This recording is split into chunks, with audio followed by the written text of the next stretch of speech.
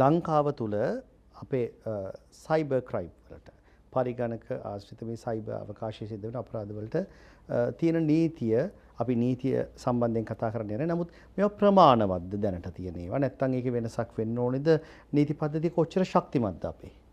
ඔව් සම්පත් ඒක හරිම හොඳ ප්‍රශ්නයක්. හේතුව තමයි තාක්ෂණය කියන්නේ දවස ගානේ දියුණු වෙන දෙයක්.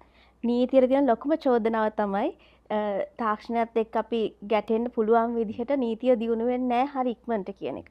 හැබැයි වැරදි කරන කෙනාටයි විඳිතයටයි දෙන්නටම අමතක වෙන දෙයක් තමයි සහ නොදන්න දෙයක් තමයි මේ තියෙන නීතිය ඇතුලේ අපිට කරන්න පුළුවන් ප්‍රමාණය.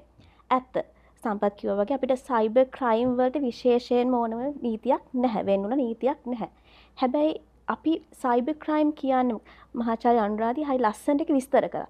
ඒතකොට ඒ විස්තරෙත් එක්ක බලද්දී මේක උපකුලකයක් විදිහට තමයි දකින්නේ. උපකුලකයක් කියලා කියන්නේ සම්පත් අපිට තියෙනවා විශාල නීති පද්ධතියක් අපරාධ නීතිය. අපරාධ නීතිය ඇතුලේ මම සරලවම කිව්වොත් අපරාධ නීතියෙන් අපි දකින්නේ යම්කිසි වැරද්දක් සිද්ධ කරන්නේ අදාළ පුද්ගලයාට විරුද්ධව විතරක් නෙමෙයි සමස්ත සමාජයට විරුද්ධව. දැන් මම සරලම උදාහරණයක් කිව්වොත් මිනිමැරුමක්. මිනිමැරුමක් අපි මරන්න එක්කෙනෙක් වුණාට අපි ඒක සලකන්නේ සමස්ත සමාජයට විරුද්ධව කරපු වැරද්දක් විදියට. එතකොට ඔය අපරාධ නීතිය ඇතුලේ තියෙන තව උපකුලකයක් තමයි පරිගණක අපරාධ. Computer crime. කම්පියුටර් ක්‍රයිම් කියලා කියන්නේ එතකොට අපිට පරිගණක අපරාධ පරිගණකයක් ආශ්‍රිතව පරිගණකයක් කියලා කියන්නේ මේ ලැප්ටොප් එකක් කම්පියුටර් එකක් විතරක් නෙමෙයි.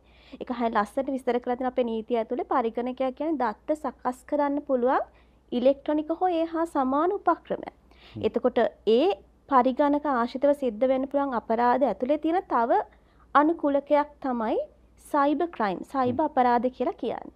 ඔය දෙකේ තියෙන වෙනස තමයි සයිබර් ක්‍රයිම් වලට එද්දී අපිට අන්තර්ජාලය හරි මහාචාර්ය අනුරාධි කිව්වා වගේ වෙනත් නෙට්වර්ක් එකක් හරි සම්බන්ධ වෙනවා. ඉන්ටර්නෙට් වෙන්න පුළුවන්. ඒ වගේ සම්බන්ධ වෙනවා.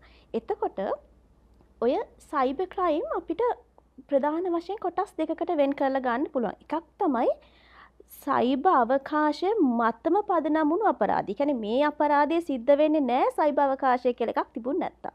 උදාහරණයක් විදිහට ගත්තොත් රැන්සම්වෙයාර් මහාචාර්ය හරි ලස්සන විස්තර කරා වගේ. ඒ වගේම ෆිෂින්. එතකොට ඒ වගේ දේවල් එන්නෙම සයිබර් අවකාශය කියලා එකක් තියෙන නිසාමයි. අනිත් එක තමයි සයිබර් අවකාශය නිසා වැඩිපුර වර්ධනය වුණු අපරාධ. දැන් උදාහරණයක් විදිහට අපි ගත්තොත් බුලින්. හිරිහැර කිරීම අපි දන්නා ඉස්කෝලවල තිබුණා, විශ්වවිද්‍යාලවල තිබුණා, සමාජයේ තිබුණා. හැබැයි සයිබර් අවකාශයේ සම්බන්ධ වෙන හින්දයකට ඇවිල්ලා තියෙනවා සයිබර් බුලින්. එතකොට ඒක තිබුණ නැතුව නෙමෙයි නීතිය ඇතුලේ තිබ්බා. හැබැයි සයිබර් අවකාශයක ටිකක් වර්ධනය කරා.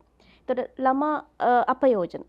ඒක ඔන්ලයින් හරහා තව වැඩි වුණා. කියන්නේ සයිබර් අවකාශයේ තිබ්බත් නැතත් ඒක තිබ්බා. සයිබර් අවකාශය ඇතුලෙන් ඒක වර්ධනය වුණා.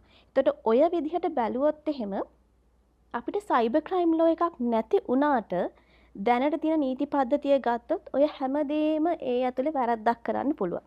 සරල මං කිව්වොත් එහෙම අපේ නීති රාමුව ගැන අපේ දඬු නීති සංග්‍රහයක් තියෙනවා. අපරාධ නීතියේ අපරාධ වැඩිපුරම තියෙන තැන.